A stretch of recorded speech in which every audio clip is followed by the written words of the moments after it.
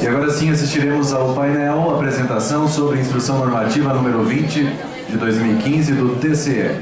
Convido à frente para tomarem seus assentos à mesa o moderador deste painel, o auditor fiscal de controle externo e diretor executivo do Instituto de Contas do Tribunal de Contas de Santa Catarina, Osvaldo Faria de Oliveira, e os palestrantes Neveles Scheffer Simão, Moisés Regen, Gisele Souza Nunes.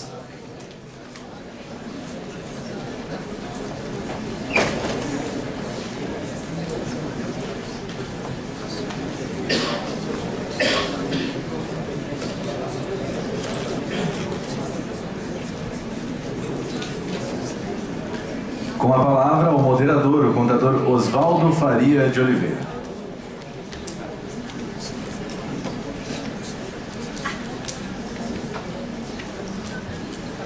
Boa tarde a todos, sejam bem-vindos ao CRC. Eu estou aqui na condição dupla de membro da comissão que ajudou a elaborar esse seminário de práticas de contabilidade pública e também como diretor do Instituto de Contas do Tribunal de Contas do Estado de Santa Catarina, na condição que eu trago aí uma saudação do nosso presidente e a mensagem de que todas essas obrigações acessórias novas, e a IN20 é uma delas, né, que vocês são um dos responsáveis por viabilizar essas informações, elas têm o objetivo de aumentar a transparência do setor público, têm o objetivo de aperfeiçoar a democracia do Brasil. Essa mensagem que o nosso presidente deixa para vocês.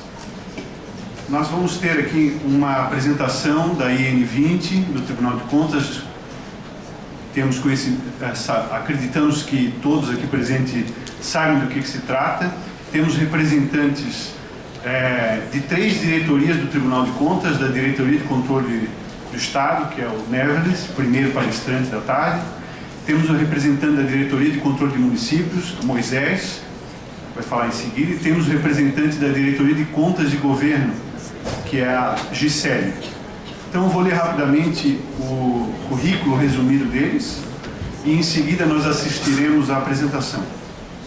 O Neveles Scheffer Simão é contador formado pela Universidade Federal de Santa Catarina, especialista em auditoria pública pela UFSC também, mestre em gestão de políticas públicas pela Univale. É graduado também em Direito no CESUSC, é auditor fiscal de controle externo do Tribunal de Contas desde 2011, ocupa o cargo de diretor de controle da administração estadual. Entre 2008 e 2010 foi representante do TCE no Grupo Técnico de Padronização de Procedimentos Contábeis da Secretaria do Tesouro Nacional. Moisés Regen é graduado em Ciências Contábeis pela UFSC e também em Direito pela Univale. É pós-graduado a nível de especialização em Estudos Estratégicos em Administração Pública pela Fundação ENADESC. É membro da Academia Catarinense de Ciências Contábeis, é professor da Unisul, dos cursos de graduação em Ciências Contábeis e Direito. É auditor fiscal de controle externo do Tribunal de Contas, exercendo atualmente a titularidade da Diretoria de Controle de Municípios. A Gisele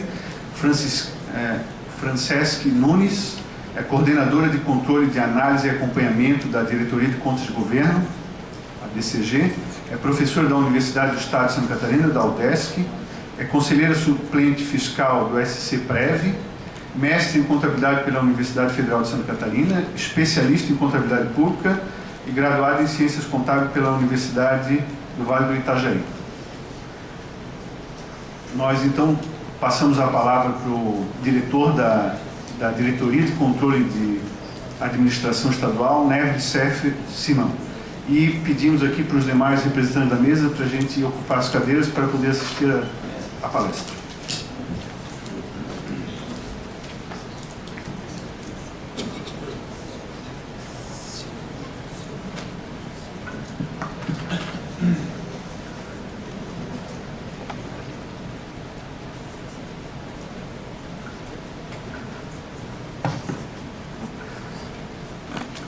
Bom, boa tarde a todos.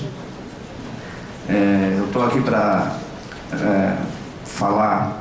iniciar essa tarde de troca de ideias aqui, né, pelo Tribunal de Contas do Estado com os colegas aqui do CRC, aqui do evento do CRC, e a minha tarefa é colocar informações iniciais, os aspectos iniciais acerca da Instrução Normativa número 20. Então eu vou fazer um apanhado geral da norma, e depois a Gisele e o Moisés vão entrar com maiores detalhes acerca dos anexos e das principais alterações, das principais novidades e exigências, né, que o Tribunal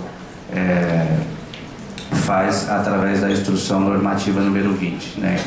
De início, é interessante colocar que a questão da Instrução Normativa número 20, ela nasceu muito em função da necessidade de se regulamentar e de se trabalhar um novo modelo de análise de contas de unidade gestora.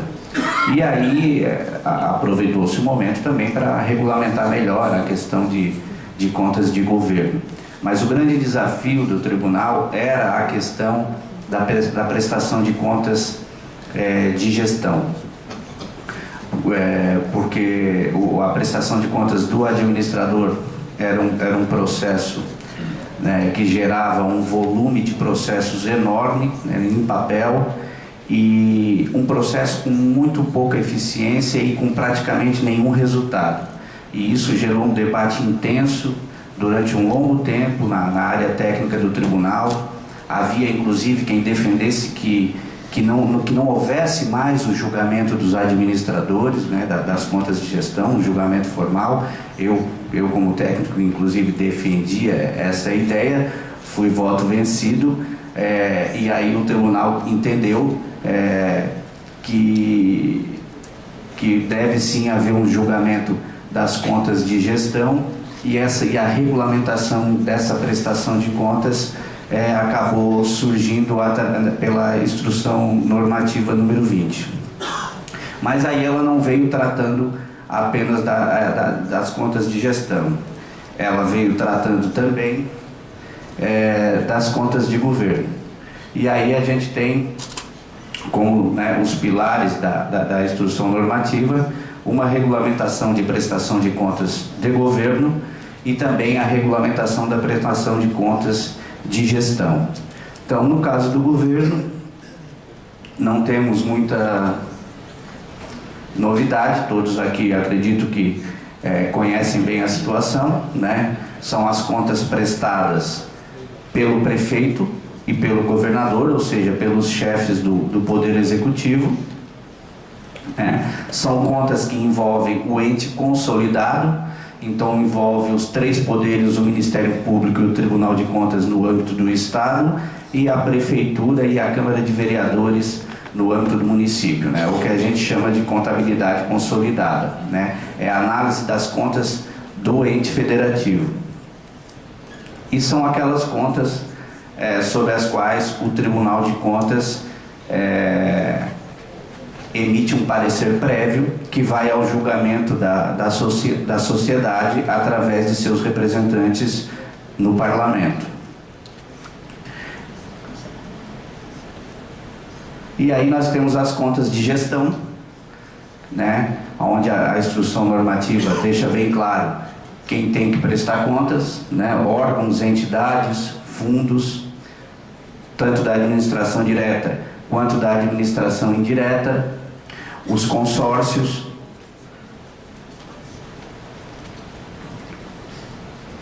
e entidades associativas de municípios e câmaras, desde que mantidas por estes, né, desde que mantidas pelo dinheiro público municipal, e aquelas entidades com as quais o poder público celebra contratos de gestão em termos de parceria, né? Então são essas contas que, diferentemente das contas de governo, nas contas de gestão o tribunal atua como órgão julgador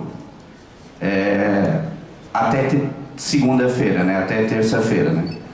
Segundo o presente que nos foi dado pelo Supremo Tribunal Federal, essa competência de julgador passa a ser bastante relativizada, né? O tribunal julga, mas pela decisão recentemente proferida pelo Supremo, o Tribunal julga, mas daí a Câmara de Vereadores também julga. Vamos ver como é que vai se desenhar a partir dessa decisão. Mas voltando aqui, a Instrução Normativa 20, em termos de prestação de contas de governador, ela exige que tenha o balanço geral do Estado, certo? Os documentos relacionados ao último quadrimestre, documentos exigidos pela LRF, o relatório de atividades do Poder Executivo, certo? O relatório do órgão central do Sistema de Controle Interno do Poder Executivo, a mensagem, né, que o governador leu na abertura da sessão legislativa da Assembleia referente àquele exercício.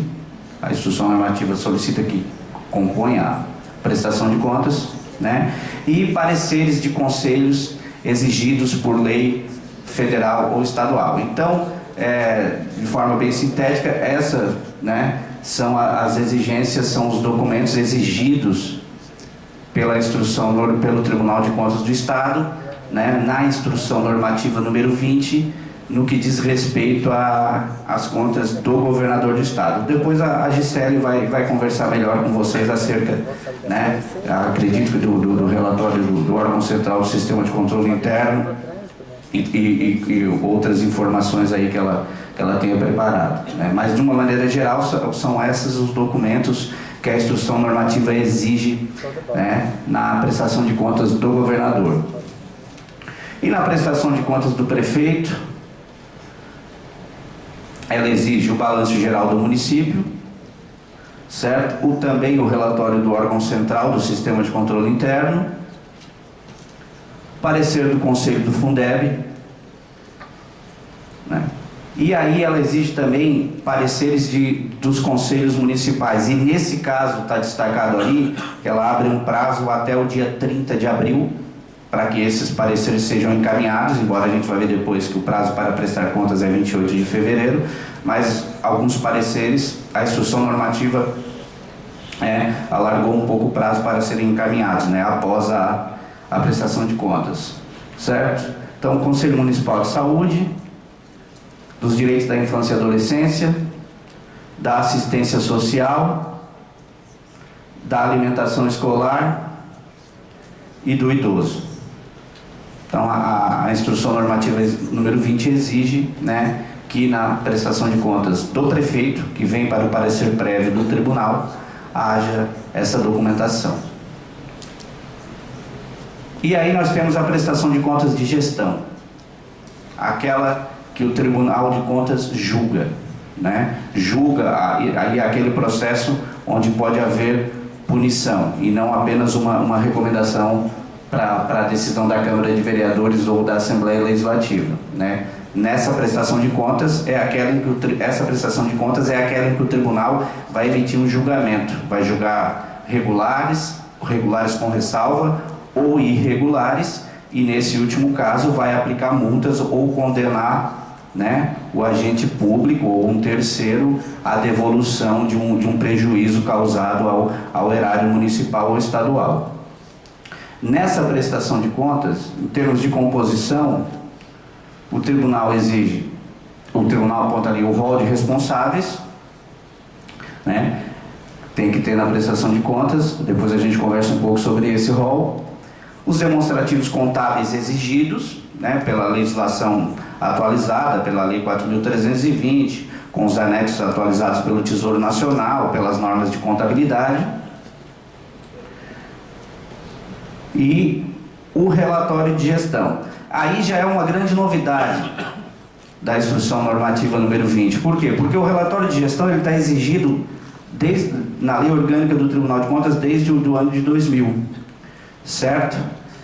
Só que ele nunca foi regulamentado. Então era uma exigência que o tribunal acabava não atuando, não executando, porque ele colocou na lei, mas não regulamentou. Então, a partir da Instrução Normativa número 20, veio a regulamentação do relatório de gestão, de acordo com o conceito ali que está ali na lei e os seus anexos, né? E o anexo lá que trata desse relatório. E relatórios e pareceres de conselhos, órgãos e entidades que devem se posicionar sobre as contas e a gestão. Aqui eu destaco em vermelho ali, por quê? Porque embora ele componha a prestação de contas, certo? Também nesse caso aqui, o tribunal alargou um pouco o prazo, esticou um pouco o prazo para encaminhamento. Então, no caso, exceto empresas, né? No caso das empresas, esses relatórios e pareceres têm que ser encaminhados juntamente com o prazo da prestação de contas das empresas. Mas todas as demais entidades da administração direta e indireta vão prestar contas até o dia 28 de fevereiro e depois tem mais um mês, tem até o dia 31 de março para o encaminhamento desses relatórios e pareceres, inclusive o relatório de controle interno, né, com parecer certificado. O prazo aqui não tem novidade, 10 de maio para empresas, 28 de fevereiro para os demais, né, inclusive a prestação de contas do prefeito. A instrução normativa diz que no rol dos responsáveis, quem que pode ser responsabilizado? Né, quem pode estar no rol de responsáveis? O dirigente máximo da unidade, o ordenador de despesa, caso esse dirigente tenha delegado para outros ordenadores, né? Membros de diretoria executiva. Apenas lembrando que a instrução normativa destaca que, havendo delegação de competência para a execução de despesa, responde tanto o delegado quanto o delegante, né? Logicamente que dentro da análise do devido caso concreto, que a instrução normativa ela quer deixar bem claro é que aquele que delega competência não necessariamente está livre de responsabilização. Isso aí vai depender do caso concreto a ser apurado, mas existe a possibilidade de o delegante ser responsabilizado, certo? Membros de diretoria executiva, responsáveis pela aprovação de prestação de contas específicas. O que seria isso? São adiantamentos, subvenções, convênios, são aqueles recursos que o Estado ou o município repassa para um outro ente ou uma outra entidade, né, pública ou privada, e eles demandam uma prestação de contas específica daquele dinheiro. Então é uma despesa pública que está lá, né, inserida nos valores registrados no balanço, na contabilidade, certo?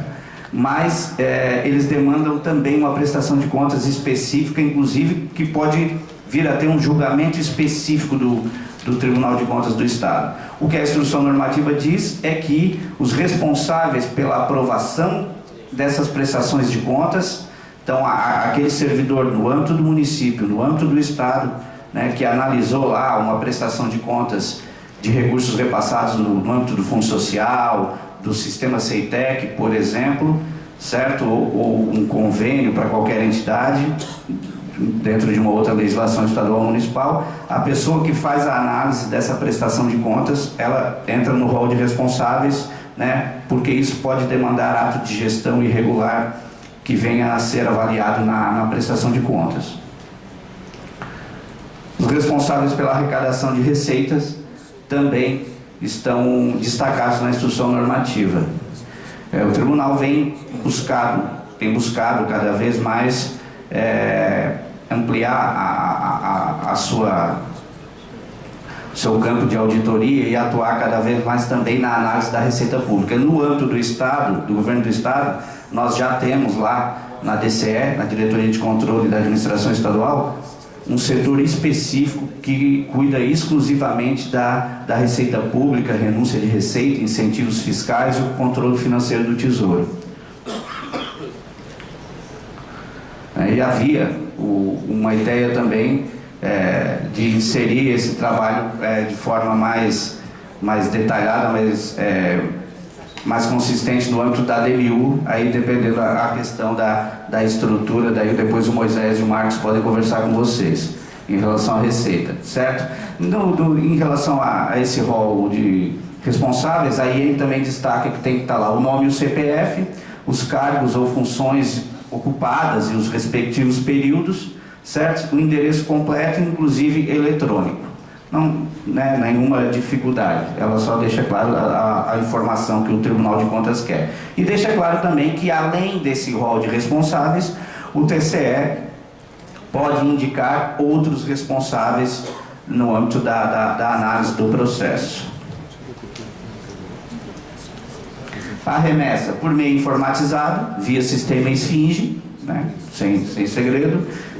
O tribunal vai disponibilizar instruções, é o que diz a IN 20, certo? Bimestral, através do esfinge, como é feito hoje já.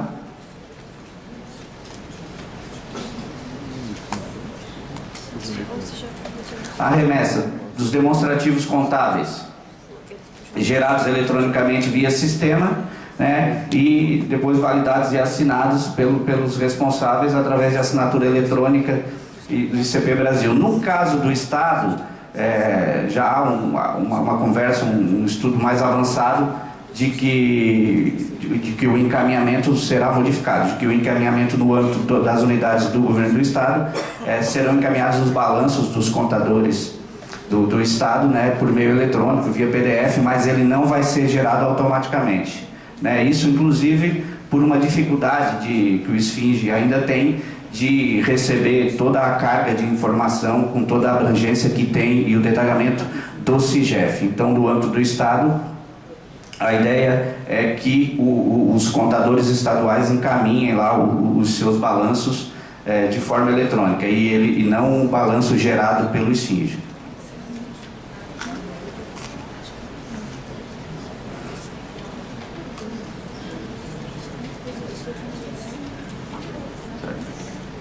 Então, a remessa de relatórios de gestão e pareceres de órgãos e conselhos pode ser também por meio documental e digitalizado, né, em PDF, com assinatura eletrônica certificada pela ICP Brasil.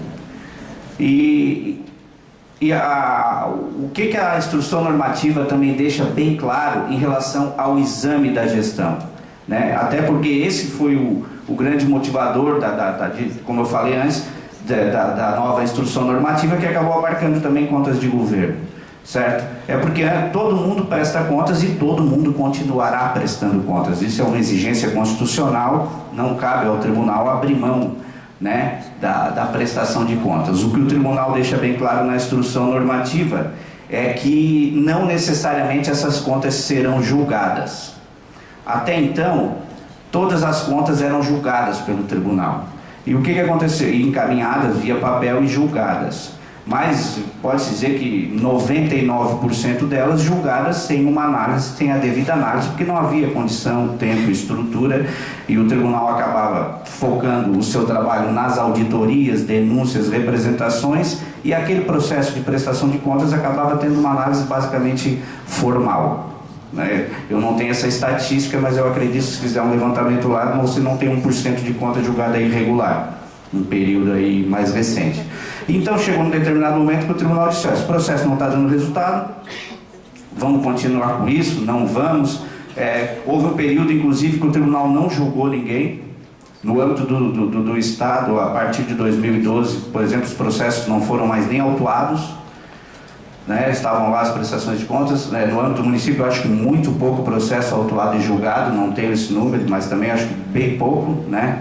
E aí o o tribunal, aí veio a instrução normativa 20 e disse: não, agora vai ser dessa forma, vão prestar contas eletronicamente, por meio do esfinge, informatizado, e com essa informação lá no tribunal, o tribunal vai decidir quem vai ter suas contas julgadas ou não, e qual trabalho de fiscalização vai ser dado em cima dessas contas, né? Porque ela pode não ser julgada, mas ela pode sofrer um processo de auditoria, ela pode ser utilizada para apurar uma denúncia que chegou em relação àquela unidade estadual ou municipal. Então, o exame da gestão ali deixa bem claro: o processo de prestação de contas anual, gestão, certo? O julgamento vai se dar pela seletividade. Anualmente, o tribunal vai decidir, de acordo com critérios de relevância, materialidade, temporalidade, que estão inclusive conceituados no início da instrução normativa. Anualmente, o tribunal vai decidir quais contas serão autuadas, constituirão um processo para julgamento da conta anual, certo? E aquelas que não forem selecionadas para julgamento, elas podem né, também sofrer lá uma auditoria ou qualquer outro trabalho de fiscalização em cima daqueles atos. Certo? De ofício ou mediante denúncia e representação, a IN deixa bem claro ali, né, que a informação pode ser também utilizada para apurar alguma denúncia ou representação. As prestações de contas adequadas, elas são encerradas após 5 anos da apresentação. Elas permanecem lá, num prazo de 5 anos, podem ser analisadas as contas e autuadas para julgamento, por sugestão de um conselheiro, de um relator da presidência, a solicitação do Ministério Público. Passou 5 anos, a conta não foi julgada, ela é considerada encerrada. E a partir dali não tem mais, pelo menos não ordinariamente, a previsão de julgamento daquela conta. E a informação ela pode ainda ser utilizada, né, para apuração de qualquer denúncia, de qualquer trabalho. Bom, em relação aos aspectos gerais da Instrução Normativa 20, era isso que eu trouxe aqui para vocês, até porque, para não me alongar, ainda temos as falas do Moisés e da Gisele. Eu não entrei aqui na questão das organizações sociais, das OCIPs, mas após as falas dos colegas, temos também depois a parte do debate, né, onde a gente pode trabalhar e trocar ideias e tentar esclarecer quaisquer dúvidas aí que vocês tenham para questionamento. Certo? Obrigado.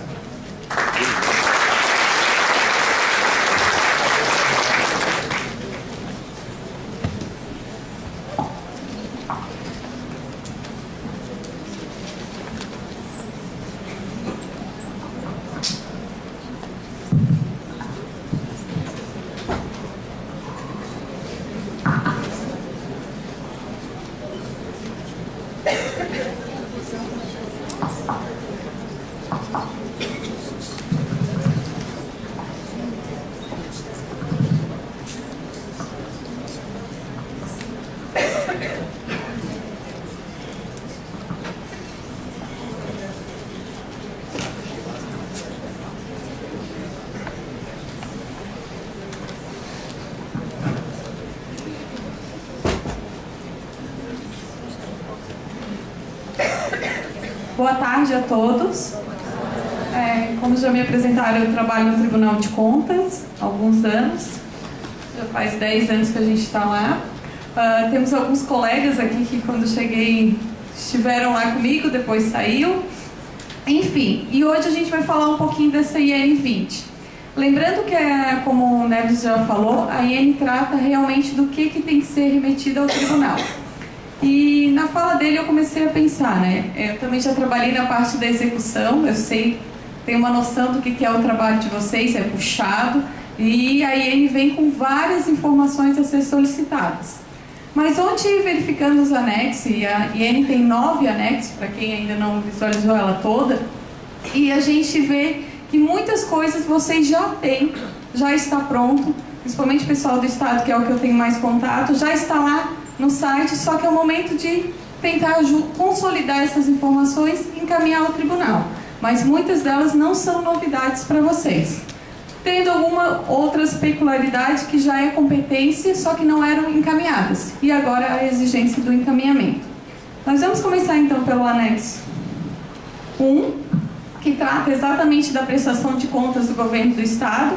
A verdade, esse aqui seria o balanço que já é encaminhado atualmente, junto com o relatório de controle interno.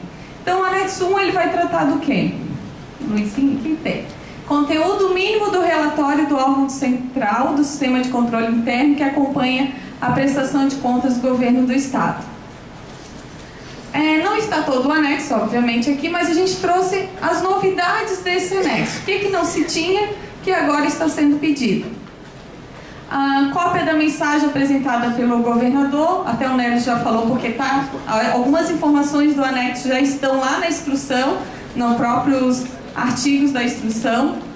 Uma novidade aqui é a análise comparativa entre a programação e a execução financeira de desembolso, realizada mensalmente no decorrer do exercício. A verdade, o pessoal que não é da área estadual, o que acontece no Estado? Eles têm um decreto onde tem toda a programação financeira das unidades a ser executada durante o exercício. Então, o que o tribunal está pedindo? Que encaminhe essa programação juntamente com a execução dela, como é que ela foi realizada durante o ano. O ideal é que essa execução venha por unidades e, se possível, por fontes de recurso, para a gente ter um controle minucioso das informações.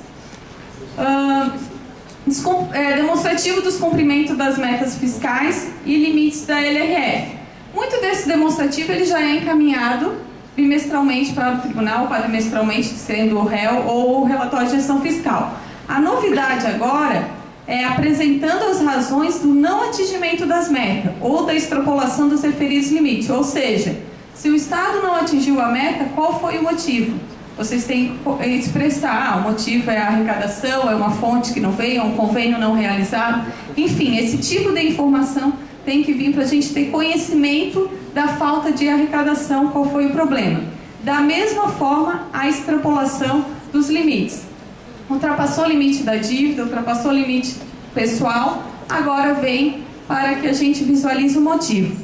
Bem como quais as medidas que vão ser realizadas para a melhoria dessa situação. O que o Estado já está fazendo para a melhoria da gestão e o equilíbrio fiscal, para retornar aos limites. Então esse é um demonstrativo novo. A verdade, vocês já encaminhavam, agora tem que vir com essa explicação. O que está sendo feito para melhorar e por que se teve aquele problema. É uma forma da gente ter a informação mais transparente. Demonstrativos que integram o réu. A verdade, o réu vocês já encaminham bimestralmente, só que agora está se pedindo o quê? Que venha, junto com as contas, o demonstrativo inteiro do último bimestre, quando tratado o réu, e do último quadrimestre, quando tratado o relatório de gestão fiscal. A verdade já era encaminhado, mas de forma resumida. Agora a gente está solicitando ele inteiro para ficar junto com as contas e ajudar na análise das contas. Solicita-se também a participação acionária do Estado em 31 de dezembro nas empresas públicas. Qual é a participação em cada sociedade que o Estado tem ações, qual é a participação dela, tanto com sociedade de economia mista quanto empresas públicas. Então essa informação é uma informação que também não citei. Opa, passei tudo aqui agora. Embora. Aqui. Informações e análise sobre a execução do plano plurianual e prioridade escolhida. Isso já se tinha. Entretanto, não se tinha isso aqui, ó, bem como a execução das metas escolhidas pela população em audiência pública. É solicitado agora que tenha-se uma análise das metas que foram escolhidas pela população na audiência pública para ver efetivamente se foram ou não aplicadas. Se eu não me engano, acho que tem essa informação um pouco resumida no site já, né? Vocês já colocam. Agora está se pedindo para vir, então, para as contas. Na parte de pessoal, depois até nós vamos mostrar, já existe um link dentro do site do TCE. É só entrar na parte do SFINT, nós vamos ver que já há alguns quadros de como, para auxiliar vocês como encaminhar essas informações. Então já há alguns auxílios, porque às vezes pode estar meio amplo aqui e surgir dúvida de como ser encaminhados. Então já está sendo elaborado alguns quadros, alguns já estão disponíveis no site. Dentre eles, esses que tratam de pessoal. Quadro de pessoal com a quantidade de agente público, efetivo, comissionado, empregado, estagiário. Esse tipo de informação ela vai vir resumida. E lá já tem um quadro que é só preencher esse quadro com a quantidade, bem como os valores consolidados de toda a folha. Tudo que se gastou com o estagiário no Estado, tudo que se gastou com ativo, mas de uma forma resumida. Não é um relatório discriminado de cada estagiário. Não, é um resumo do valor gasto. Quantidade de pessoas relacionada a contratos e terceirização, também é um pedido novo que não se tinha, pelo posto de trabalho ocupado, bem como as despesas totais das contratações e os benefícios previdenciários do regime próprio, informando a quantidade de agente público inativo. Esses 3 quadros, se eu não me engano, já estão lá, né, Moisés? Se não estiver enganado, os 3 quadros já foram colocados lá e disponível a forma de apresentação. Uma outra novidade é o desempenho da arrecadação tributária. Solicita-se agora que venha essa informação junto com as contas, de forma mais transparente possível e mais discriminada possível também.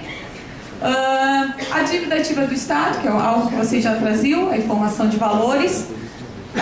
As ações e recuperação de crédito na instância judicial. Isso é bacana, ter contato com a Procuradoria, o pessoal da Fazenda buscar essa informação para ter ela bem atualizada no dia 31 de dezembro.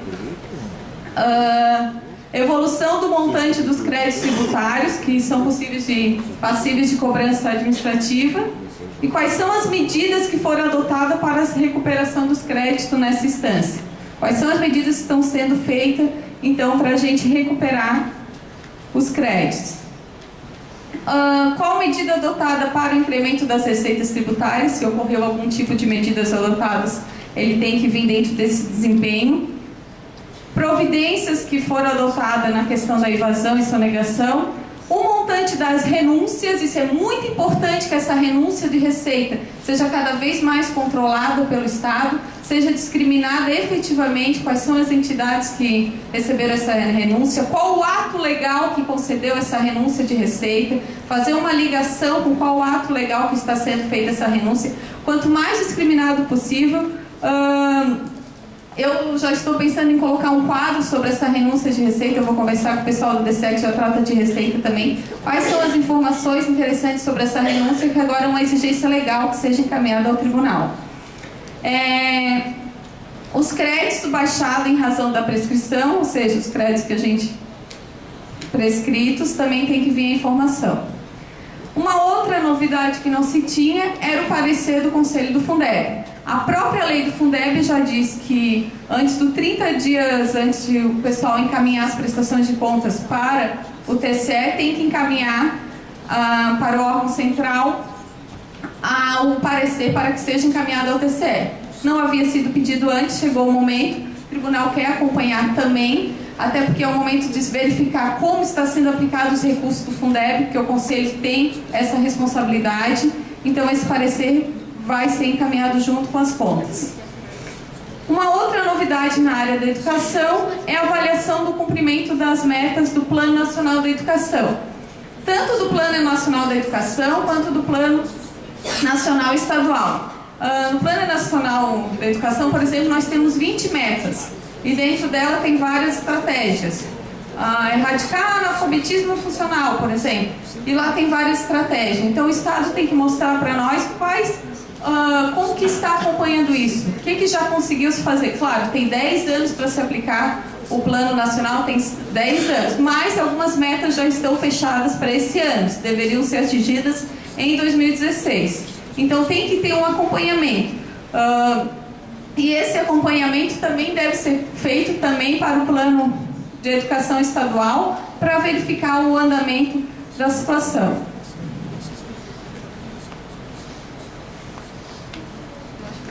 Essa parte primeira foi mais do que compete à Diretoria de Contabilidade Geral do Estado. Além de outras atribuições que já se vinha, demonstrações contábeis, enfim, que já se sabe que é normal. Então é importante a gente prestar bastante atenção no parecer, que é uma coisa nova, essa parte da educação, que vai ter que ter uma cobrança da Secretaria da Fazenda com o pessoal da área da educação para solicitar esses pareceres, o controle do PNE. Uma outra questão importante é essa questão da arrecadação tributária, que é uma coisa nova, essa questão da renúncia, desempenho da arrecadação tributária também vem sempre de forma discriminada. E também o anexo trouxe outras funções para a Diretoria de Auditoria Geral, que é para o pessoal da Auditoria do Estado. E uma novidade é o parecer sobre a fidedignidade e integridade de algumas coisas que são apresentadas ao tribunal. Na verdade, ele vai ter que dar um parecer, verificar a integridade do que está sendo apresentado ao tribunal. Dentre elas tem as demonstrações contábeis, vai ter que avaliar essas demonstrações contábeis que são encaminhadas ao tribunal e dar um parecer da veracidade das informações. Dos demonstrativos dos cumprimentos dos limites previstos na LRF, por isso que a gente também tem que ter o relatório ali junto, porque ele vai estar dando um parecer sobre o relatório do último quadrimestre e bimestre. Demonstrativos sobre a saúde e a educação, ele vai ter que analisar efetivamente esses limites constitucionais estão sendo efetivamente apresentados de forma transparente, foram efetivamente aplicados. A DIAG vai ter essa competência de dar um parecer sobre a situação. O artigo 170, que é a Bolsa de estudo que são concedidos aos alunos do ensino privado, que vão para a rede privada, ele também vai ter que fazer esse tipo de análise. Verdade, sobre algumas competências. Parecer sobre as aplicações mínimas em pesquisa científica que tem que ser aplicado, além das informações presentes no relatório de atividade. A verdade, inclusive com a indicação das metas físicas e financeiras previstas e executadas, se estão de acordo com a LOA, ou seja, se estavam de acordo ou não com a LOA, o que foi colocado ali. São novas atribuições para a DIAG, e isso faz com que a gente tenha informações mais íntegras e que já passe por uma análise antes de encaminhar para nós com mais integralidade do que está ali sendo informado. É uma novidade também e vem como competência para a DIAG. Antes da gente entrar do prefeito, só lembrando que também vai ser encaminhado de forma informatizada. Foi pedido até para lembrar que de repente ainda vai ser pedido de forma documental quando se tratar de contas de governo do Estado, tá? Em razão dos volumes e tudo, mas como vocês já encaminham em PDF, eu acredito que a gente vai poder organizar de forma mais simples essa situação. Vou passar para o Moisés falar um pouquinho das contas do prefeito. Boa tarde, pessoal. Uma honra estar com vocês mais uma vez. Em um mês é a terceira oportunidade que eu estou aqui no CRC, a casa do contabilista, a nossa casa, né? Estou diretor da DNU há pouco tempo, desde o dia 6 de julho, para minha grande surpresa, acabei de desembarcar da parte de acompanhar as contas de governo do Estado. Eu só queria fazer um comentário antes que a gente perca essa sequência de contas de governo. Eu só queria dizer o seguinte, que eu participei ativamente da elaboração desse texto final que está ali na parte de contas de governo. Que muito do que nós viemos a incluir na IN20, para contas de governo do Estado, na verdade, a própria Fazenda já vinha apresentando há muitos anos voluntariamente. Então, uma das informações muito interessantes e muito completas que estão nos 3 volumes, por exemplo, do balanço anual, do balanço de governo do Estado do ano passado. E que nós então entendemos por bem passar a prever, a exigir que fosse mantida a apresentação daquelas informações, até porque elas são muito importantes para nós e nós não gostaríamos que elas fossem suprimidas. Então, muito do que a gente apresenta, é verdade que existe muita coisa nova, mas muito do que nós acrescemos aquilo que exigíamos antes já estava sendo apresentado voluntariamente. Então, eu queria fazer esse destaque, até pelo belo trabalho do pessoal da Secretaria da Fazenda, de quem eu me confesso admirador, vocês sabem disso, já falei isso várias vezes. E para o pessoal dos municípios, que são aquelas pessoas com quem eu, por algum tempo agora, já estou interagindo e que não vai depender da minha vontade, mas se eu tiver que ficar muito tempo, eu ficarei muito honrado em poder conversar com vocês. Quero dizer que é uma honra muito grande poder estar aqui e para falar de IN20, que eu sei que está angustiando vocês de forma muito significativa, tá? É uma primeira oportunidade que eu tenho para falar com um público mais amplo de municípios sobre IN20. Já recebi algumas pessoas nos últimos dias lá no Tribunal de Contas, ao longo desse último mês, digo com o colega Marcos, até comitivas, nós recebemos lá 4, 5, 6 pessoas de regiões, controladores internos, para debater, em virtude da preocupação quanto ao atendimento, saber exatamente aquilo que o tribunal deseja em relação ao IN20. E o sentimento que nós tivemos, inclusive já vou antecipar aqui uma coisa que eu conversei com o Oswaldo, que está à frente da organização desse evento, e já tenho autorização desde ontem para tratar isso, para abordar e dizer que isso deve acontecer ainda esse ano, nós realizarmos, além de um outro evento além deste, um evento mais amplo e exclusivo em relação à IN20, voltado a municípios, principalmente, aqui em Florianópolis e em alguns locais do interior do estado, que a gente deve conversar com o africano. Não poderemos ir em todas as associações regionais, porque o tempo é exíguo até o final do ano, mas para podermos conversar de perto e tranquilizar um pouco os nossos jurisdicionados em virtude em função daquilo que a gente efetivamente espera, que vocês apresentem aquilo que nós desejamos. A gente sabe que são muitas novidades, principalmente para os municípios. Então nós queremos conversar com vocês, tranquilizar, esclarecer e, se for o caso, até rever algum desses pontos que nós elencamos ali. Tá certo? Apenas para registrar, antes que eu esqueça, que eu fico muito feliz cada vez que eu posso falar com a plateia e que eu encontro um professor meu. Professor Guilherme Júlio da Silva, professor Sinésio, os dois foram meus professores na Universidade Federal. Né? O professor Guilherme até foi paraninfo da minha turma. E eu ainda tenho uma grande honra de ser colega dele na Academia Catarinense de Ciências Contábeis. Isso aí é um prestígio enorme. Então, ter os mestres te assistindo, poxa, é muito bom. Tá certo? Em homenagem. Vamos lá, falar de contas de prefeito. Gente, sobre a gestão orçamentária e financeira do Estado, dos municípios, se você falar Estado de vez em quando, vocês não levem a mal, não. É o hábito. Tá? Eu fiquei muito tempo lá nas contas de governo do Estado, então é o hábito. Seguinte, nas contas de prefeito, isso que se exige aqui, que nós estamos desejando aqui em relação a esse exercício primeiro e segundo, na verdade, essas informações, porque os balanços já vão ser produzidos por aquela remessa que é feita de FIS, tá certo? Então aqui, alguma análise, algum comentário, vamos supor, uma análise feita pela administração acerca da execução dos orçamentos, tá certo? Comentário. Dentro desse viés aqui, informações sobre análise econômica, financeira e administrativa relativa ao município, inclusive mediante utilização de indicadores. Quanto à questão dos indicadores, o tribunal ainda não os instituiu.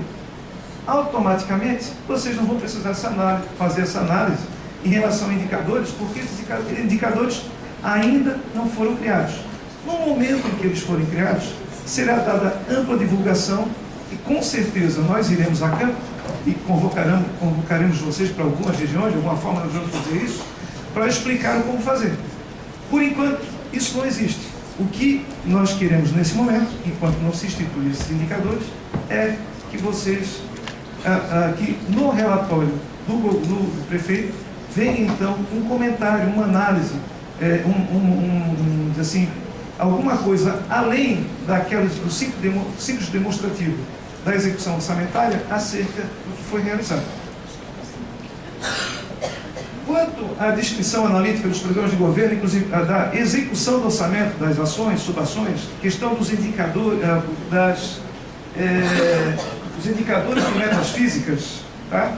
Que deveriam estar previstos no plano plurianual, que deveriam estar previstos no PPA, e que, vamos falar da realidade agora, a gente já sabe de antemão que muito município não tem, e não fez ainda. Certo? Apesar de já estar lá na Lei de Responsabilidade Fiscal desde o ano 2000. O Estado já faz há tempo. A gente vem acompanhando, tá certo? Vem acompanhando há muito tempo. Vem aperfeiçoando o relatório, está cada vez melhor. O fato é que para os municípios, agora, com o IN20, o tribunal vai passar a exigir que venha o acompanhamento, além da execução financeira, a parte do cumprimento da metafísica. E aí vem aquela, pois é, o pessoal vem conversar comigo. Olha, rapaz, isso aí, o prefeito não está nem aí quando fazer o orçamento, isso nem está incluído, nem está previsto. Lá não existe, eu não tenho o que informar. Eu diria para vocês, nesse primeiro ano, paciência, diga que não tem, não vai inventar o que não existe. No primeiro ano, a gente até tolera. A partir do ano, até o final do ano que vem, nós ainda estamos executando um PPA que foi elaborado no exercício anterior, no prefeito anterior.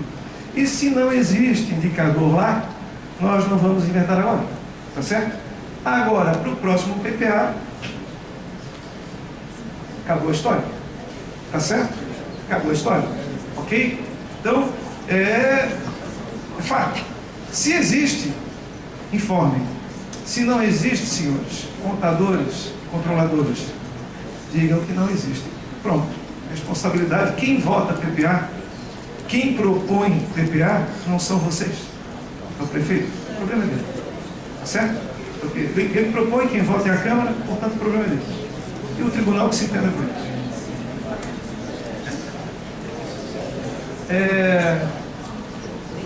Informações sobre a execução do plano plurianual, prioridades escolhidas. Bem, aqui tem outro detalhe, é o seguinte, para a parte de município, aquilo que é feito no Estado inspirou muito a elaboração da N20, aquilo que é feito no Estado, atualmente, que já sendo feito as boas práticas do Estado, nós tentamos replicar nos municípios. E em relação ao Estado, já existe a questão das metas escolhidas pela população em audiências públicas, ou seja, aquelas audiências do orçamento regionalizado que são realizadas pela Assembleia, quando da época da elaboração da Lei de Diretrizes a cada ano, e por ocasião da elaboração do PPA, em que a Assembleia vai por todo o Estado e colhe em cada região, por intermédio de audiência pública, a opinião da população para estabelecer metas regionais. Algumas obras que são do grande interesse da população. Além disso, existem também as metas do governo, aquelas que o governador escolhe, que são incluídas no orçamento. O que acontece? Se o município fez isso, se existem essas metas, se existe a meta do prefeito, aquelas obras prioritárias, se existem aquelas colhidas em audiência pública, informe. Se não existe, não informe. Você não vai inventar o que lá. Perfeito? É isso. A análise da execução dos orçamentos fiscais e seguridade social, das empresas e também do investimento social. Uma análise acerca da execução do orçamento. Comentem sobre o que foi a execução do orçamento, se tiverem algum problema, se atingiu os objetivos, se a receita ocorreu dentro do esperado, um comentário. A análise, da mesma forma que o Estado, a análise comparativa entre a programação e a execução financeira do desembolso. O que acontece? Copiamos também a boa prática do Estado, que não faz nada mais, nada menos do que aquilo que a LRF manda. Ou seja, no início do exercício, edita um decreto prevendo exatamente como vai ocorrer a distribuição dos recursos ao longo do ano, inclusive segregando um coeficiente para cada secretaria e cada autarquia. Cada autarquia, cada fundação, exatamente faz para cada unidade orçamentária, o Estado faz a segregação. Se o município tem, mesma coisa, faça. Se não tem, não há o que apresentar. A partir do exercício que vem, que já é possível, já sabem que já está sendo exigido, comecem a fazê-lo, por favor. Senão, daqui a pouco, o prefeito sofrerá as consequências, porque isso é ato dele, ele precisa editar o decreto estabelecendo o quadro de detalhamento da despesa e o cronograma de desembolso.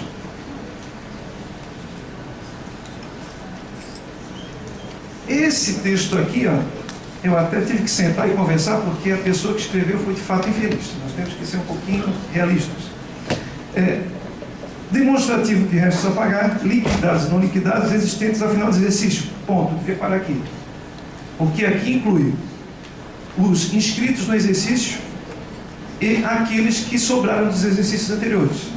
Mas aí veio um complemento aqui que não tinha nada a ver e não foi muito claro. Eu vou parar para vocês agora o que é.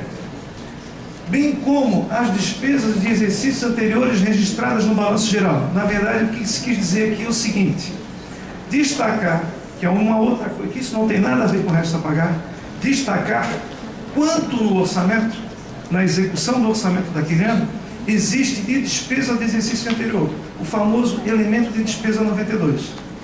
Assim, mas por que isso? Porque é o seguinte, gente, com essa crise financeira, a gente sabe, a gente não quer exemplificar exatamente o que está acontecendo, mas a gente sabe do grande volume de despesa de exercício anterior que está sendo empenhado por alguns entes no exercício seguinte. Isso está provocando uma rolagem disfarçada de despesa. Então nós queremos, nesse relatório, não que nós não tenhamos acesso, e aí eu preciso destacar outra coisa para vocês em relação a esses anexos. Mas essas informações já estão disponíveis para vocês conseguem consultar sim. É que esse relatório não é só para nós vamos disponibilizá-lo para toda a sociedade no nosso site. E aí vai servir para qualquer munícipe acessar o relatório e fazer essa consulta. Porque eu, a Gisele, o Neves, Com 2 cliques no computador nós temos. Aí vocês vão me dizer, não, mas e a transparência? Agora vocês me entregam alguém que não é contador, que saiba acessar o site da transparência e encontrar essa informação, para saber que tem que procurar um tal de elemento de despesa 92? Como é que se acha isso? Para saber o quanto de despesa do ano passado foi empenhado esse ano. Então é por essa razão que isso está posto ali. Não está muito claro, é fato, mas traduzindo, é isso que a gente quer. Demonstrativo, voltei demais. Demonstrativo dos valores mensais repassados no exercício ao Tribunal de Justiça para pagamento imprecatório. Na verdade, para o município tem uma particularidade, que o Estado, a gente também, foi aproveitado o texto do Estado, que não fecha exatamente para o município, né, atualmente. Que o Poder Executivo, efetivamente estadual, ele repassa para o TJ, que faz o empenho lá no TJ e paga o precatório. Para o município é diferente. Os municípios antes repassavam, daí o TJ pagava, depois o município empenhava. Agora não. Agora o município faz o empenho e passa para o TJ, depois baixa lá do passivo. Então, isso equivale àquilo que é empenhado e efetivamente pago ao TJ ao longo de cada exercício. Essa informação é aquela que seria equivalente àquela que nós utilizaremos para fins de verificação do cumprimento dos precatórios judiciais. Tá certo? É isso, traduzindo. É isso que nós queremos com esse inciso aqui.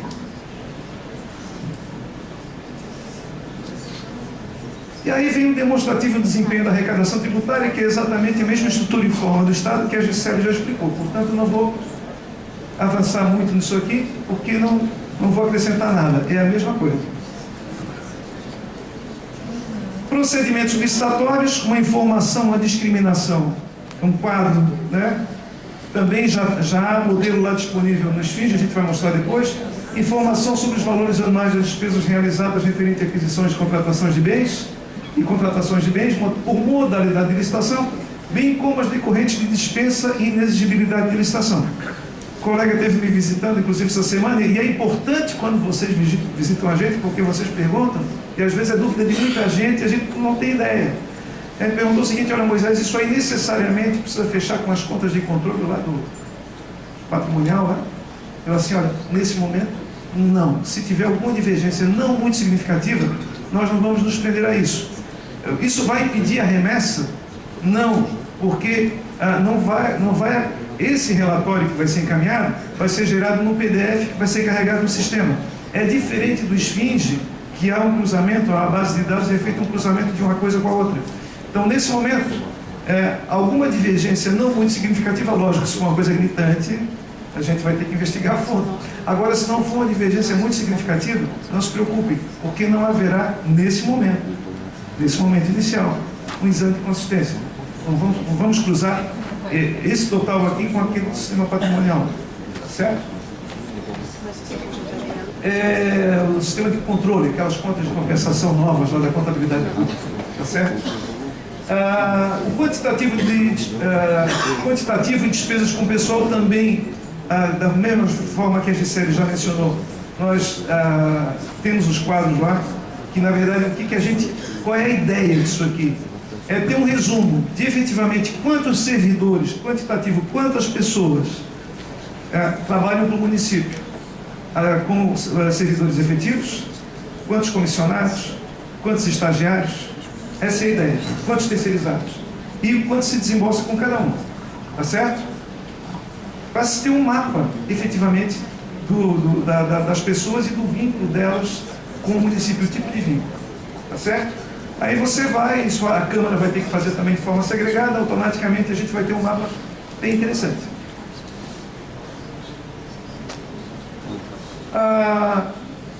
Ainda a novidade, demonstrativo com divulgação e publicidade, na verdade, no âmbito do Estado a gente trata isso como publicidade e propaganda e publicidade legal, tá certo? São segregando as informações, aquelas com a publicidade legal, ou seja, quanto se despende para a publicação dos atos legais e o quanto é publicidade mesmo, campanhas publicitárias, tá? A gente sabe que não é todo município que despende muito com propaganda, mas existem alguns que gostam de fazer alguns gastos significativos, principalmente aqueles que têm dinheiro para isso. A relação de convênios da União com o Estado, com a União e com o Estado, E outra coisa bem interessante, que eu ainda me deparei com isso essa semana, um relatório que contenha, que esteja elencado ali os eventos justificadores de situações de emergência ou calamidade pública e discriminando os gastos extraordinários realizados pelo ente para atendimento específico ao evento, indicando, inclusive, se for o caso, o número de desempenhos.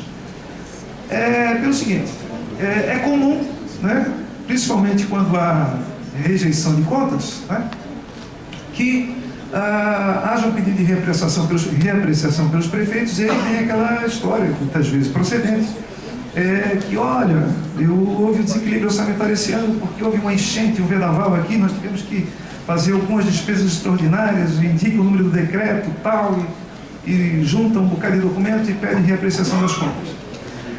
O fato é que vem um argumento e nós temos que sair correndo atrás e tentar identificar, no meio daquele monte de empenhos lá pelos nossos fins, efetivamente, se aquele valor apontado efetivamente está relacionado com aquele bendito decreto de emergência ou calamidade pública, que seja, e tentar verificar se é razoável, até para saber se realmente é procedente a justificativa dele. Essa semana eu me deparei com essa situação. Então, o que se quer é que, isso não quer dizer, em hipótese alguma, já vou clarear para vocês, que isso já será previamente considerado no momento da análise das contas. Mas, se existir as circunstâncias que ensejam, que vierem a ensejar, no primeiro momento, uma rejeição de contas, né, um parecer pela rejeição de contas por parte do Tribunal de Contas, numa reapreciação, né, nós vamos nos limitar a examinar aquilo que foi indicado, aqueles empenhos indicados nesse relatório. Ou seja, você já vai ter que me dizer antes o que é que foi efetivamente despesa decorrente daquela circunstância excepcional. Tá certo?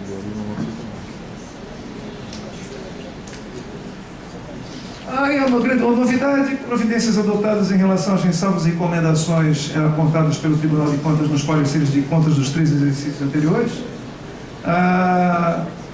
Os valores eventualmente arrecadados em virtude pelo município, quando há a imputação de débito, quando os gestores devem ressarcir ao ente algum recurso, né, que o tribunal, decorrente de condenação do tribunal, se houve o recolhimento. E por último, também novidade, a avaliação do cumprimento das metas estratégicas previstas na Lei 13.005/2014, que é o Plano Nacional de Educação, e do Plano Municipal de Educação, a exemplo do Estado também. Isso é uma demanda nacional. E agora, contas de gestão. Só um pouquinho, quer desculpa. Continua, Gisele, agora. Falar um pouquinho de contas de gestão. Hoje querem encatar o controle, o outro já deixou lá. Pessoal, então, contas de gestão. Acho que até o Nélio já tinha abordado essa parte aqui. Tem que ter os rolos responsáveis, as demonstrações contábeis aplicáveis, o relatório de gestão e os pareceres, né? A verdade agora é que a gente vai entrar com os pareceres de cada unidade. Conteúdo mínimo, então, que deve se ter. Na verdade, a gente trouxe algumas novidades para cá. Também não temos todos os componentes do anexo. Quanto à gestão orçamentária e financeira, tem que ter identificação dos programas daquela unidade gestora. Então, agora a gente passa a falar de cada unidade gestora. Cada um tem que fazer a identificação dos seus programas, comparar as metas físicas e financeiras, quanto estava prevista, justificar quando não for realizada o motivo, essa é uma grande novidade, justificar o porquê que não atingiu aquela meta. Além do contingenciamento de despesa em exercício, ou seja, houve limitação de empenho, por quê? Qual é a razão? Indicando os efeitos que acabou provocando, quais foram as consequências, o que a gente deixou de efetuar que estava programado, uma construção de uma escola, um posto de saúde, enfim, o que deixou de ser feito em razão da exigência da limitação de empenho. Isso tem que vir discriminado. Informação sobre o reconhecimento de passivos por insuficiência de crédito, ou seja, não tinha crédito, mas eu vou reconhecer o meu passivo, demonstrando os valores escritos a título de reconhecimento de passivo por insuficiência de crédito ou recurso, e razões que motivaram esses recursos. Aqui eu lembro da Alexandra, né? Alexandra da Saúde, que é uma pessoa que utilizou a conta, aquela créditos a pagar sem execução orçamentária, se não me engano é esse o termo, é efetivamente reconhecer, por mais que você não tinha orçamento, mas você conhecer aquele passivo. É uma coisa nova para nós contadores, né? É uma coisa que não se fazia antigamente. Muitas vezes a gente deixa a nota fiscal de lado, né? Vamos dizer, deixamos na gaveta, quando der a gente empenha, mas chegou o momento da gente reconhecer, fazer a contabilidade patrimonial e reconhecer o nosso passivo. É uma coisa que está sendo solicitada, que os contadores das unidades gestores tomem esse cuidado. Pela experiência que eu vi da Alexandra, ela solicitou, né, essa informação para a pessoa responsável. É o momento, a gente pode ter casos que a informação não vai chegar até nós, mas nós temos que, contadores, fazer e deixar guardado essa informação que você solicitou, o setor responsável da gerência de execução orçamentária, enfim, solicitou essa informação, para não se perder e até para você se precaver e não ser responsabilizado pela situação. Então chegou o momento da gente registrar aquele passivo que não era efetivamente reconhecido. E além disso, dizer quais são as razões que motivaram então esse registro, né? Tentar buscar o porquê que não tinha orçamento para aquela situação, por que foi realizada a obrigação, da mesma forma no aspecto financeiro. Então tem que se reconhecer. A forma da transparência também do nosso balanço é apresentar de forma adequada. Razões ou circunstâncias para a permanência de restos a pagar processado e não processados. Isso no Estado quase não acontece em razão da exigência do cancelamento, mas em município nós temos que tomar cuidado. Às vezes a gente tem aquele resto a pagar que dura 3, 4, 5, muda de gestão, muda de mandato e o resto a pagar está ali registrado. Por que está aquele resto a pagar ali tantos anos registrado? Qual é o problema? É a nota que não chegou? É a documentação? Ou efetivamente é algo que ainda não está liquidado? Enfim, tem que se tomar cuidado e ter um controle daquele passivo que está ali registrado. Então, se eu tenho algum resto a pagar que vai passar mais no exercício, eu tenho que explicar para o tribunal as razões e as circunstâncias que estão esse resto a pagar. Acho que acabou a pilha. Mudou. Pode passear muito aqui, então. Gestão de pessoas, terceirização de mão de obra. Da mesma forma que a gente falou nas contas de governo, a unidade gestora também vai ter o seu controle, também vai ter o quadro para trazer as informações. Cada unidade gestora vai, então, informar a quantidade de agente, quem ocupa cargo comissionado, emprego, os próprios conselheiros tutelares, a quantidade de conselheiros tutelares, estagiários. Então, há um controle efetivo agora do tribunal quanto ao aspecto pessoal. Além de quantidade de pessoas executando o trabalho por meio de contrato de terceirização de serviços também. O nosso contrato de terceirização das pessoas que a gente terceiriza também tem que ter um controle, tanto de empresa quanto de pessoa física, um controle dessas terceirizações.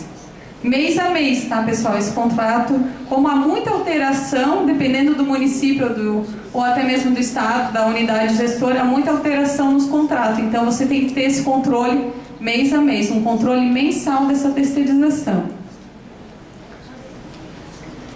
Muitas vezes, essa terceirização, quando eu estava na parte da execução, a gente solicitava isso para a própria empresa que prestava serviço. Ela já enviava, já te ajudava a tu ter esse controle. Então, o ideal, de repente, é sugerir que, junto com a nota fiscal, seja encaminhado quais são as pessoas que saíram, quais são as pessoas que entraram. É mais fácil você ter o controle por eles que fizeram o controle direto, a carteira assinada ali imediata com o terceirizado. Eles têm como fazer esse tipo de controle mais fácil que nós que estamos no outro lado, né? Já que o vínculo empregatício é com essas empresas. Então é importante tentar criar algum vínculo, alguma obrigação para que a empresa te ajude nessa prestação de informação.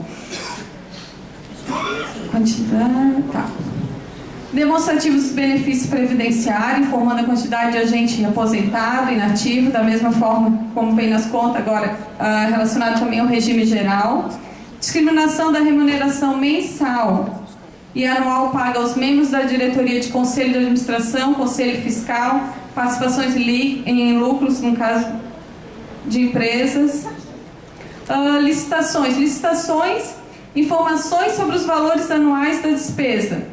Eu até fui verificar referente à aquisição e contratações de bens. Qual o valor, né? E a informação que eu tive da diretoria competente é que tem que ser o valor empenhado, tá, pessoal? O valor referente às aquisições e contratações dos bens relacionado aos valores que foram empenhados já dos contratos. Também vai ter um quadro, não sei se a DLC já colocou, né? Acho que a DLC também já disponibilizou. No final a gente vai ver quais os quadros já estão disponibilizados. E indicação do órgão de imprensa oficial onde são divulgados os editais. Isso é uma outra novidade.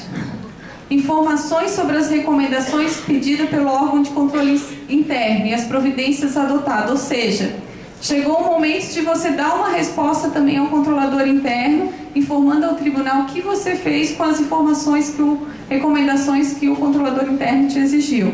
Então, se ele exigiu determinada alteração em algum procedimento, você tem que informar quais foram as recomendações pedidas no exercício, qual é a descrição, a providência, principalmente se adotou providência ou não, se está adotando, qual é o andamento, qual é o prazo dessa providência, é importante que venha, qual é o setor responsável pela implementação e uma síntese da providência adotada, de que forma que adotou, até para ver se foi adotada parcialmente ou ainda não se atendeu tudo, ou há um plano para se adequar a essa recomendação. Então, deixar de forma mais discriminada e transparente como que você vai adotar a recomendação dada pelo controlador interno.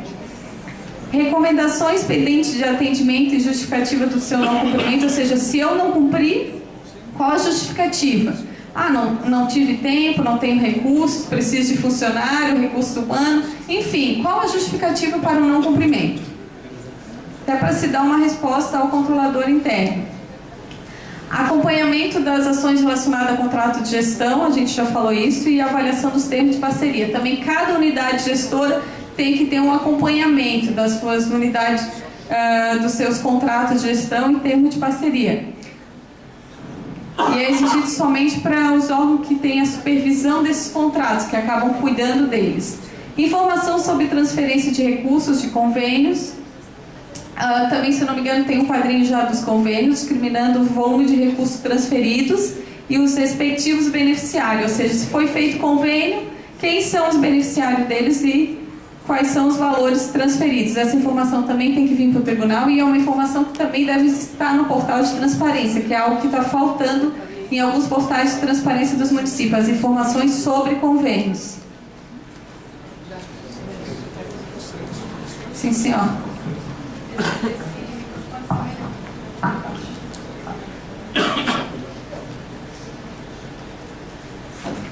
Anexo 7. Vamos lá. Finalizando, nós, só para contextualizar aqui, nós não vamos falar do anexo 3, que é consórcios, se não me engano, 3 que é consórcios, porque é tempo exíguo e é muito pontual, são poucos municípios que os têm. Consórcios das associações, que é o caso das associações de municípios, que é muito direto, eles que tiram as dúvidas com a gente, o pessoal em associações municipais, e do regime geral de previdência, que é uma anotação pequena. Então vamos passar direto para o 7, que é esse que angustia todo mundo, e principalmente o teor da instrução. Depois a gente pode conversar um pouquinho sobre o parecer do controlador interno sobre o relatório de gestão, tá certo?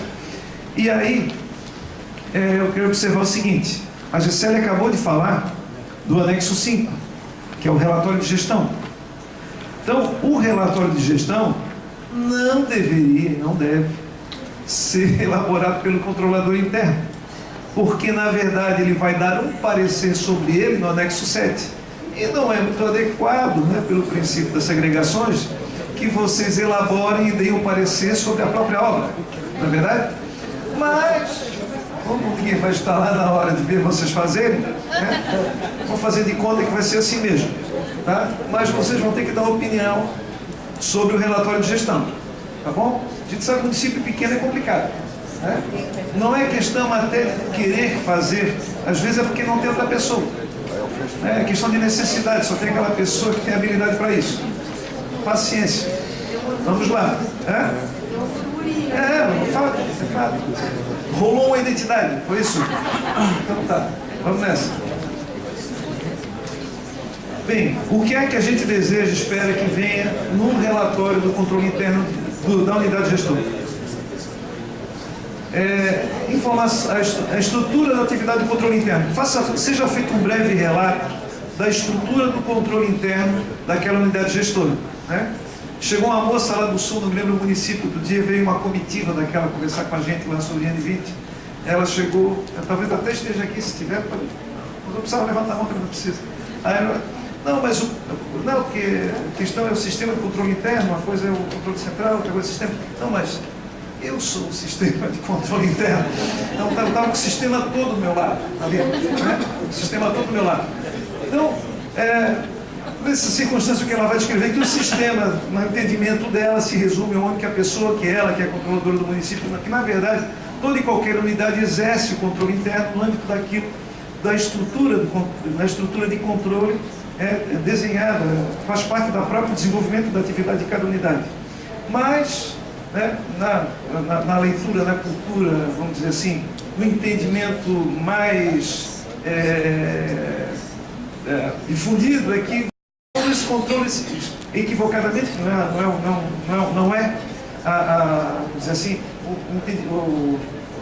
o conceito doutrinário adequado, e então um pouco aquele que seria o adequado a ser aplicado na âmbito da administração pública e em qualquer outra entidade que sofre controle, é que isso não fosse personalizado numa pessoa, mas sim fosse sistematizado e esse controlador fosse apenas verificar o efetivo cumprimento das normas de controle previstas para cada unidade. O fato é que isso ainda nós estamos a passos muito largos de serem isso efetivamente acontecer, salvo em algumas unidades muito pontuais, tá certo?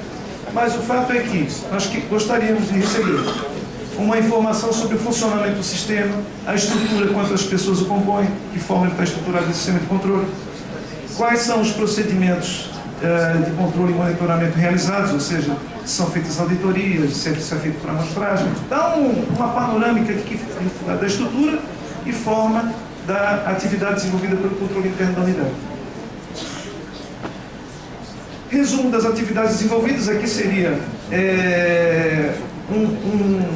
um relatório de atividades, né? Aquilo que se fez aqui, estrutural, né? E aqui as atividades efetivamente desenvolvidas. Tá? Quem quiser se inspirar, vou dar uma dica, né? O Balanço Geral do Estado tem um relatório de atividades da DIAG que é muito interessante, das atividades desenvolvidas pela DIAG ao longo do ano. Inspirem-se em boas práticas, o relatório deles é bem interessante.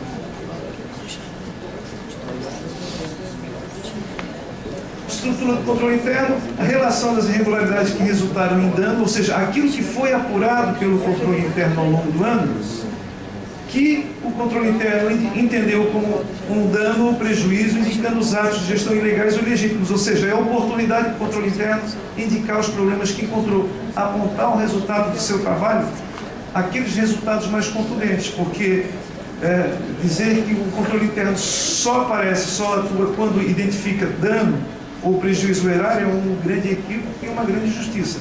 Na verdade, quando ele evita que isso aconteça, é que é o trabalho mais relevante e nem sempre aparece. Em via de regra, isso não aparece. E quando não há problema, ninguém dá o mérito. Né? E quando surge isso aqui, atua também, mas aí já em cima da coisa consumada, né? Digamos assim. Indicando o valor do débito e essas outras questões. Quantitativo de tomadas de contas especiais instauradas e os resultados respectivos. Mesma coisa, identificar, houve instauração, tomada de conta especial, qual foi o resultado? Indicação do número, causa, datas da instauração, comunicação e encaminhamento ao Tribunal de Contas, quando for o caso, questão da alçada, né? Análise de atos. Transferências, então, análise das transferências de recursos mediante convênio, né? Vai fazer algum comentário. E aqui, como é relatório do controle interno, basta ou aponta alguma irregularidade que identificou em relação a algum convênio, ou simplesmente relata que foram analisados e que não foi encontrada irregularidade ao longo do ano. Certo? É isso. Uma menção à questão que se foi analisado por a execução dos convênios ou não. Também uma análise dos processos licitatórios realizados pela unidade jurisdicionada, incluindo as dispensas e inexigibilidade de licitação, identificando os critérios de seleção quando a avaliação for por amostragem. Tem município, né, e unidades, que aqui esse relatório de gestão aplica-se também às unidades gestoras do Estado, em que o volume de processos licitatórios é pequeno. Então, uma estrutura menor do controle interno tem condições de analisar todos os processos. E existem aquelas unidades, você pega aí de infra da vida, que tem um volume grande ali de processos licitatórios, numa outra unidade, pega uma Secretaria da Saúde, por exemplo, do Estado, extremamente complicado. Imagina, eu sei que a estrutura não é tão grande, mas conseguir efetivamente acompanhar passo a passo todos os processos licitatórios de todos os pregões. Então, neste caso, em que a análise com a qualidade devida de todo o universo, ela se torna praticamente inviável, então indica, nesse caso, qual foi o critério adotado para selecionar aqueles processos em que foi feita a análise pelo controle interno. Perfeito? A avaliação da gestão de recursos humanos por meio de uma análise da situação do quadro pessoal efetivo e comissionados, contratações temporárias, terceirizados, estagiários e os benefícios previdenciários concedidos. Aqui, novamente, existe aquele quadro lá que vai ser apresentado no relatório de gestão. Aqui é oportunidade para o auditor apontar, por exemplo, um excesso de cargos comissionados, ou um excesso de terceirizados, ou a existência de alguma situação inadequada em relação à gestão de pessoal. É a oportunidade de manifestar aqui. Tá certo? Oi? Pois é, mas o fato dele ser cargo comissionado, isso não quer dizer que ele pode ser uma pessoa de alta confiança do gestor e que talvez seja ali a oportunidade dele dizer isso, né? O gestor não quer assumir, ele coloca que existe o cargo. Pois é, a gente sabe, não dá para exemplificar muito aqui, até para não dar nome aos bois, mas há um grande, vamos dizer assim, um grande preconceito, vamos ter que ser bem francos, em relação a comissionados. E nós temos comissionados no âmbito do Estado, pessoas que eu admiro demais e prestam serviços espetaculares, né?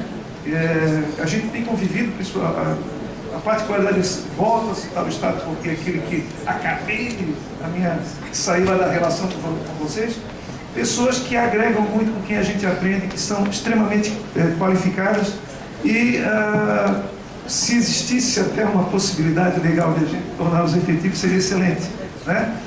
Porque o serviço, a relevância do serviço e a qualidade do serviço que ele presta são efetivamente merecedores disso. O fato é que o sistema jurídico não nos permite isso, né?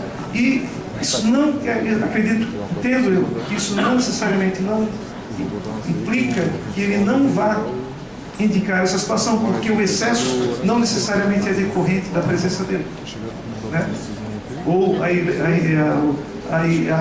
irregularidade ou a distorção não necessariamente é decorrente da presença dele, ainda que ele seja comissionado para isso, né?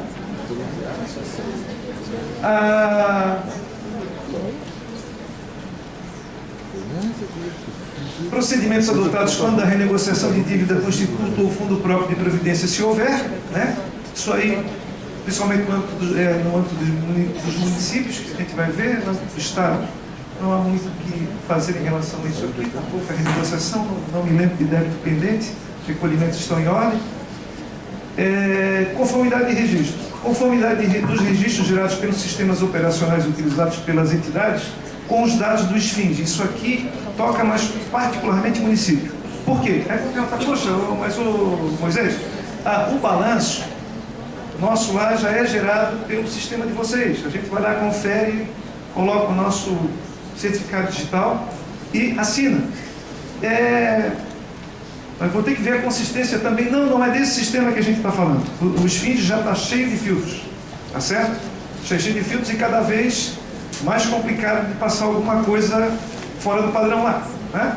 O fato é o seguinte, o que a gente queria saber aqui, na verdade, é o seguinte. Por exemplo, o sistema de administração tributária não está integrado com a contabilidade, exemplo, no município.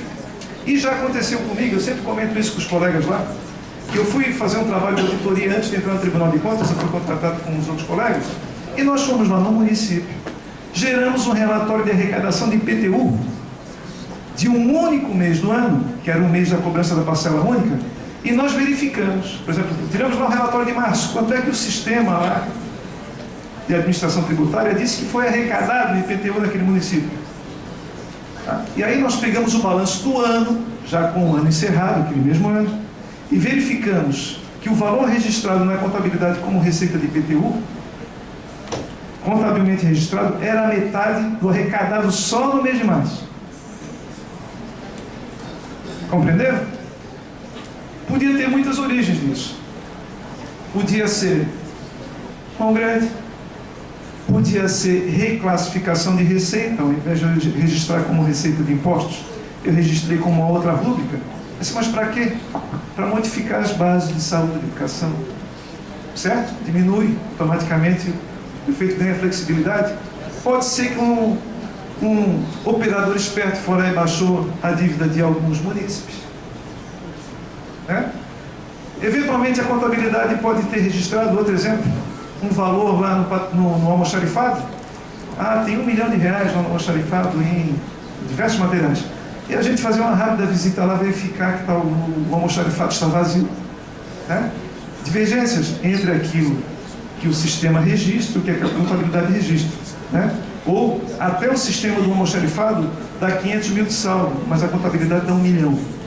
Tá certo? Exemplos. Então não é o do sistema esfíngico que a gente está falando.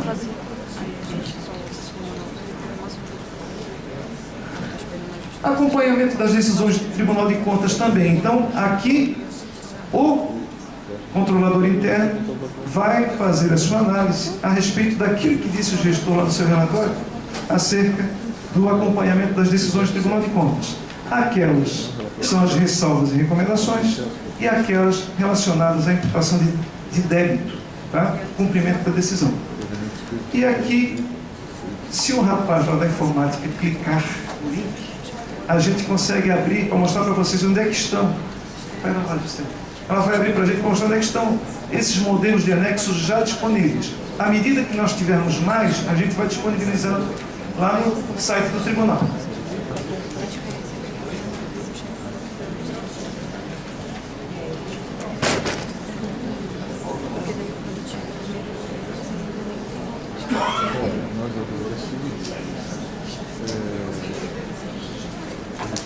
Isso é melhor assim. Mas eu mobilizava lá e primeiro casa lá e não vem não. E daí não entrou no programa. E tamanho aqui.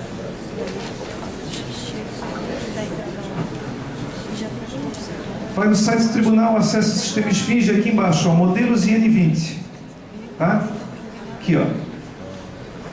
Esse aqui, exatamente ali. Clicou ali, vai aparecer essa relação. Tá certo?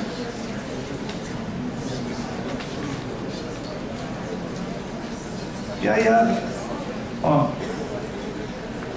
quadro de pessoal consolidado. Exemplo da tabela: agentes públicos civis, servidores ocupantes de cargo efetivo, servidores civis ocupantes de emprego público, militares ativos, no caso os municípios não terão militares, membros de poder ou órgão, agentes políticos com mandato efetivo, servidores de cargo e emprego em comissão com vínculo efetivo com o Estado, servidores ocupantes de cargo e emprego em comissão sem vínculo efetivo com o Estado, servidores contratados por tempo determinado, estagiários. E aí o detalhamento, né? Aquele padrão CAGED, quantidade no início do ano, quantos ingressaram, quantos saíram e o saldo final. E aqui um valor dentro do possível, o mais aproximado possível do valor efetivamente desembolsado ao longo do ano com os ocupantes desses cargos. Moisés, mas precisa ser com aquela exatidão. Bem, A princípio, o ideal seria que fechasse com o grupo 3.1, mas a gente sabe que não vai fechar 100%, que nem tudo dá para puxar pela folha. Então, o mais próximo possível, tá? A ideia aqui o que é? É fazer um cruzamento, fechar uma coisa com a outra? Não, a gente quer ter um mapa, efetivamente, da quantidade de pessoas, até para que a sociedade visualize isso com facilidade. Mas, em termos exatos da remuneração, é mais para dar uma dimensão do quanto se gasta com, por exemplo, Polícia Militar, no caso do Estado, o quanto se gasta com ACT, o quanto se gasta com terceirizado, né? É isso, ter uma ideia, dar uma ideia, lógico, para nós também vai ser um subsídio importante, mas principalmente para o público que acessa essas informações e vai poder fazer esse comparativo e fazer o seu próprio juízo, tá? O pessoal aí dos nossos cada vez mais ativos observatórios sociais, né? Vem começando um trabalho muito interessante, também vai ter algumas informações bastante relevantes aqui. Tá certo? Por enquanto é isso. Vai ter pausa agora? Vai ter pausa agora já? Nós teremos uma pausa agora, depois a gente volta para que, se vocês quiserem fazer perguntas, estaremos à disposição.